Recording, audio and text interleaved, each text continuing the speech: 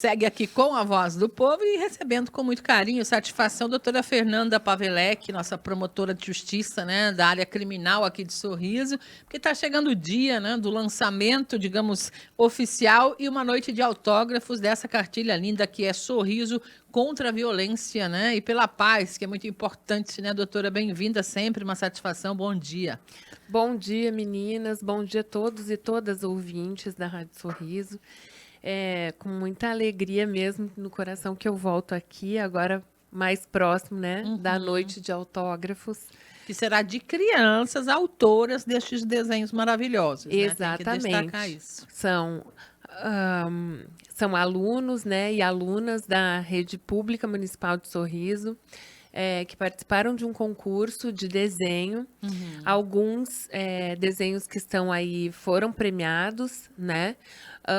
Mas todos tinham uma qualidade muito grande, como a gente pode ver quando a gente abre a cartilha, Sim, né? E a maravilhoso. gente não pôde ficar só com os vencedores, a gente colocou muitos mais, porque todos, na verdade, que mereciam ganhar. Tem um significado. Imagina para uma criança que desenha isso aqui, ela tirou do seu coração, ela tirou da sua experiência, da sua vivência, né, doutora? Hoje em dia a gente vive um momento de banalização da violência contra a mulher, né? Infelizmente, né? O corpo e a mulher são vistos como um objeto, muitas vezes como propriedade de alguns homens, né? A gente vê os feminicídios que são justamente isso, a minha propriedade. Se não for meu, eu prefiro jogar fora. Estragar, tirar essa vida. A gente estava falando antes, mais cedo aqui no programa, estamos ainda em pleno agosto lilás, né? A última semana do mês de agosto agora, e nesse fim de semana mais um chocante feminicídio registrado no vizinho município de Sinop, e pelo Brasil afora só se vê notícia crescente nesse sentido, né, doutora? É triste, né? É triste que a gente ainda viva num mundo em que as mulheres são assassinadas por pessoas sempre. Pode perceber, as estatísticas O são amor da horripilantes. vida dela, São pessoas próximas a elas, sabe? São pessoas que tiveram bons momentos com aquela mulher, para quem ela dedicou parte da vida, né? E tiram a vida das mulheres. Eu não tenho palavras para dizer o quanto isso é doloroso, né? E a gente lida com uma estatística aqui no Mato Grosso de uma crescente, me parece, né? A gente vê pelas notícias assim, estão ficando mais comuns. Eu não sei se é uma impressão minha, porque eu não tenho os dados ainda desse ano, né? sim. Mas me parece que os feminicídios têm aumentado muito. A impressão que dá é que alguém, ou querem que, não vou dar nome a isso, mas que a gente normalize isso, que ache normal. Isso. Porque já é, né? O machismo, ele já Aceito. aceito, e muitas vezes a pessoa, nossa, mas eu não quis ser, eu não sou machista, eu não quis ser machista, é que nem o preconceito racial. Nossa, mas eu não quis ser preconceituoso, eu não sou racista. Eu até tenho um amigo que é preto, Pois é. né? Por quê? Por que a pessoa fala assim, ela não se deu conta quando ela falou aquilo, ou ela acha que não teve a intenção de ofender? Porque simplesmente porque aquilo ali está tão normalizado, ela já ouviu e repetiu aquilo tantas vezes, sem Que é ninguém normal. nunca, que é normal. É como as coisas do machismo no nosso dia a dia e na sociedade, né? A mulher ocupa aquele papel de submissa, de dona do lar, né? E todo mundo se acostumou a ver isso, que a mulher muitas vezes é vítima de algum preconceito pelo fato de ser mulher. Muitas vezes a mulher não percebe. Por quê? Porque aquilo ali já é normal. Ela viu, eu estava com o pessoal da terceira idade perguntando, né, se elas se lembravam de mulheres, se eles, né, se lembravam de mulheres na infância deles ocupando cargos como médico, advogado, Sim. alguma administradora pública, sabe? Uma vereadora. Uma prefeita, Uma eventualmente. prefeita. Não. Ninguém lembrava. Eu disse, não, na TV. Não tinha TV naquela época. Na rádio, então. Ouviam falar de mulheres. Não, a mulher foi retirada da história, ela foi deletada. Mulheres que fizeram criações, que participaram da história do mundo, não tiveram a sua história contada nos livros oficiais. E o que teve porque foi eram mulheres. retirado, inclusive de textos religiosos, né? Foi retirado com esse propósito, justamente. Exatamente. Porque simplesmente... mas muita coisa, porque eram mulheres. Olha o quanto a humanidade já perdeu. Não só vidas, de avanço. De conhecimento, que não ficou registrado, Por que não se deu valor. Preconceito. E quanto mais a gente começa a falar disso, mais a gente vai se revoltando com o prejuízo que todo mundo aceita. E as pessoas, tem gente que fala assim, eu sou machista mesmo, a mulher tem que ocupar esse espaço. Eu ouvi isso de uma amiga que falou de uma outra pessoa, falou isso para ela. Eu acho que na minha frente ninguém tem coragem de falar assim. A gente tem que falar que existem as mulheres machistas também, né? Existem mulheres machistas, porque muitas vezes a gente fala assim, o homem é machista, mas tem muitas mulheres que são machistas, que criam homens machistas, né? E que muitas vezes, ao invés de proteger e de estar ao lado da mulher, ela está ali praticando machismo também. Exatamente, porque se nós ensinássemos efetivamente os nossos filhos e corrigíssemos cada um deles dizendo não é mulher que tem que fazer isso aqui. Todo mundo que mora aqui tem que fazer isso aqui. Tem que limpar a sua bagunça, organizar a sua bagunça. Por exemplo, vocês não estão me ajudando. Estão fazendo a sua parte. Exatamente. Não é que a mulher seja responsável por aquilo. A mulher, todo mundo, hoje em dia já é uma coisa reconhecida. Inclusive, a gente tem esse protocolo com perspectiva para julgamento, né, com perspectiva de gênero, que enxerga essas dificuldades do gênero feminino em casa, por exemplo, né, quando vai fazer um cálculo para uma ação, para prestação de alimentos, antigamente nem se prestava atenção nesse trabalho que é de ir no mercado, por exemplo, e comprar as coisas, né? Esse tempo que a mulher precisa gastar na administração daquilo que efetivamente é pago. Sabe? Quem que leva e busca, tudo isso, além de custar dinheiro, custa tempo, e tempo é dinheiro. Sim. Né? Mas, assim, são coisas que a gente, hoje em dia, né, a gente vem apontando, consegue reconhecer. Nós temos muitos homens que são parceiros, que entendem exatamente, que é excelente. Né? Eu digo assim, o feminismo ele não é o oposto ao machismo. O feminismo é a luta por direitos iguais. A gente não quer ser mais que homem, como o machismo é diferente. O machismo entende que a mulher é menos, que o homem é superior. E não existe superioridade no homem. A gente pode dizer que o gênero feminino pode ter algumas preferências diferentes. Mas, e olhe lá, isso é uma construção social, porque cada pessoa é de um diferente jeito, da outra. Do jeito que veio e ponto final. Mas pelo que se convenciona, né, acaba sendo. A gente ouve muito hoje, quando falamos aqui, inclusive, sobre o caso, mais um caso de feminicídio, tem um áudio que eu nem rodei ainda, mas que a senhora aponta ali que deveria haver pena de morte como punição para esses casos, porque senão isso não vai reduzir. Não sei se aumentar a pena funciona. É muito recente ainda, né? A lei do feminicídio por si só, que duplicou os anos de prisão, né? De 20 para 40, o mínimo de 20 e até 40 anos, que é o máximo que pode ser cumprido. Como promotora de justiça, você acha que terá um efeito na redução, esse aumento de pena? Então, eu participo de um grupo nacional, né, de promotores e promotoras que trabalham só com a violência doméstica. Perfeito. Violência contra o gênero feminino, né? Saiu da violência doméstica e hoje a gente já tem essa questão, né, de violência contra o gênero feminino. Porque especialmente acontece no âmbito doméstico, né? Mas, enfim. E, assim, muito se discutiu, né? E os mais estudiosos, né, e que acompanharam, inclusive, o projeto, entendem que o aumento efetivo dessas penas não vai ajudar a reduzir. Somente o aumento das penas não resolve. Não ajuda. O que eu acho... Mas, assim, como cidadã, e como promotor, como a promotora que há dentro de mim, né? Que a gente sempre fala que o promotor gosta de acusar, quer as penas mais altas. Eu não vejo muito assim, né? Mas, enfim.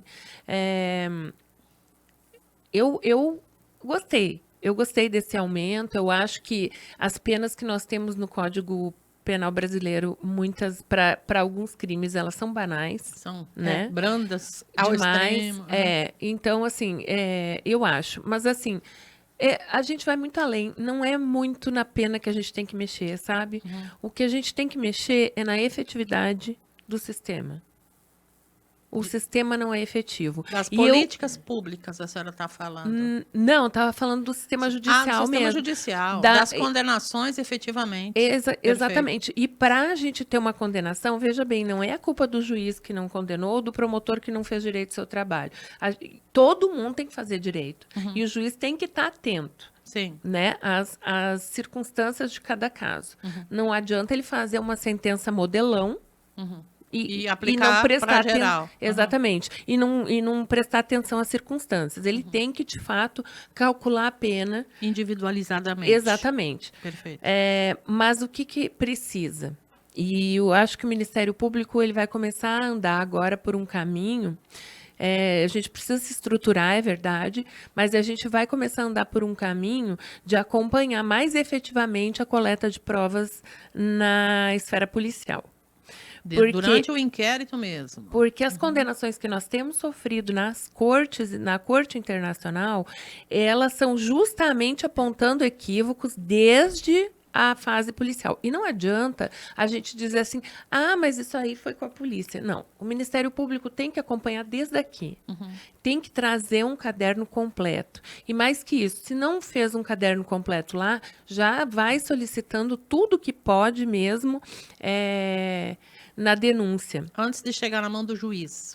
Ainda. Exatamente. Já abre o processo, né, complementando com o que faltou, o que a polícia não pôde conseguir, porque os prazos são pequenos, muitas vezes, para tanta coisa, né? Sim. Apesar que esse caso, essa situação que a senhora citou aí das provas, né, principalmente para a mulher que está sofrendo violência, ou psicológica, ou mesmo física, é um fator bem complexo, né? Essa criação de provas. Porque muitas vezes ela não consegue criar essa prova de que ela está sendo agredida, de que foi ele que agrediu, porque muitas vezes acontece quando ninguém está vendo. Na maioria das vezes, né, doutora? Principalmente a violência sexual, né? Que a mulher é a principal vítima desse tipo de violência, né? Violência sexual, principalmente no casamento, que, aliás, é uma das coisas que a gente precisa falar. Muitas mulheres vivem um tipo de casamento que acham que é obrigação dela atender à vontade sexual do parceiro quando ele quer. E acabam praticando aquela relação sexual sem vontade, não querendo. Forçada, exatamente. Isso é um estupro. Não importa que seja dentro do casamento. Isso é um estupro. É uma violência contra essa mulher. E isso certamente vai deixar sequelas a ela. Esse tipo de situação, muitas vezes, é um start, um ponto de partida para as outras violências que podem, muitas vezes, resultar, inclusive, no feminicídio, né? Aí tem que ter muito cuidado, porque, realmente, se ela negar, pode, né?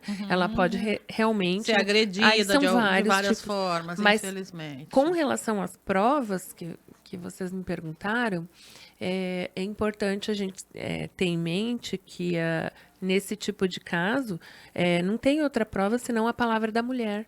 E ela deve ser acreditada.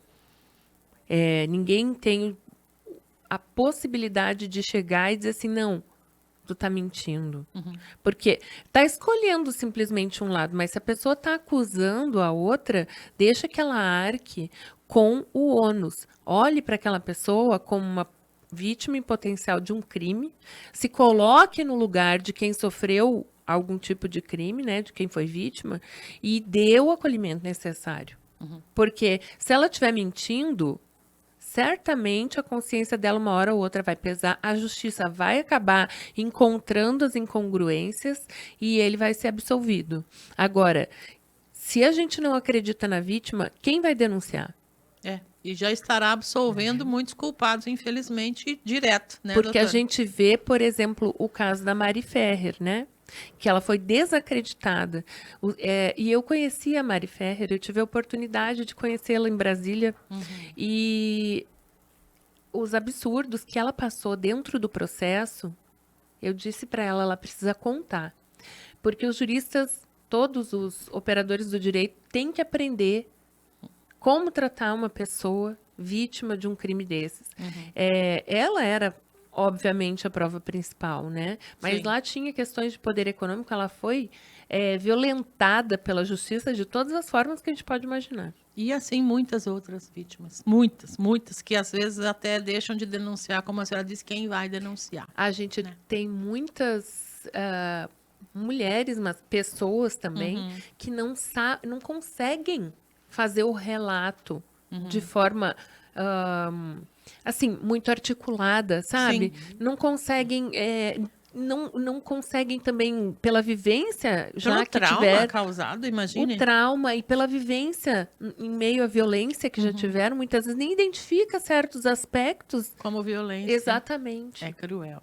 Doutora, tempo avançando, a gente tem mais um entrevistado, então vamos reforçar o convite para isso aqui. Onde vai ser, como vai ser, quem pode participar? Lá no Centro de Eventos, dia 28 de agosto, às 19 horas, nós vamos esperar todos para contemplar e pegar um autógrafo dessas crianças maravilhosas que são as autoras e autores Dos desses desenhos. Dessa cartilha Sorriso contra a Violência. A cartilha vai estar disponível lá para quem não tem a sua ainda? Como é que é? Vai estar disponível para... nós vamos ter cartilha para todos, né? Quem não tiver ainda uma cartilha, quem não tiver recebido, pode ir no Ministério Público buscar e lá vai ter. A gente tem deixado também em pontos, né, da prefeitura, das secretarias e tal, mas lá vai ter. Pode ir sem uma cartilha que lá vai sair com uma cartilha. Fantástico. Poderão, então, todos comparecer. É importante até para prestigiar. Dia 28, 19 horas. Isso. Centro de Eventos do Rota do Sol. Exato. Esse é um trabalho que a senhora pretende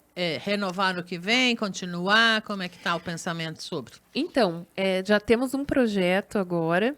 A coordenadora do CAU da Violência do Ministério Público, né?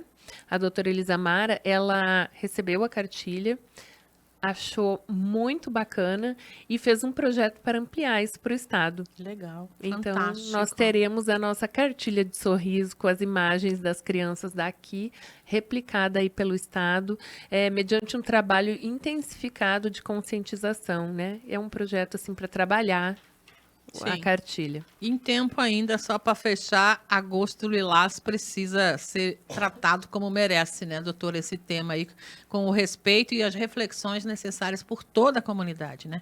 É. Perfeito. É uma coisa que a gente não pode deixar de debater nunca. Não pode esquecer. É no dia a dia que a gente vai verificando, né, cada atitude. E modificando o que for preciso modificar, né, doutora? Isso aí.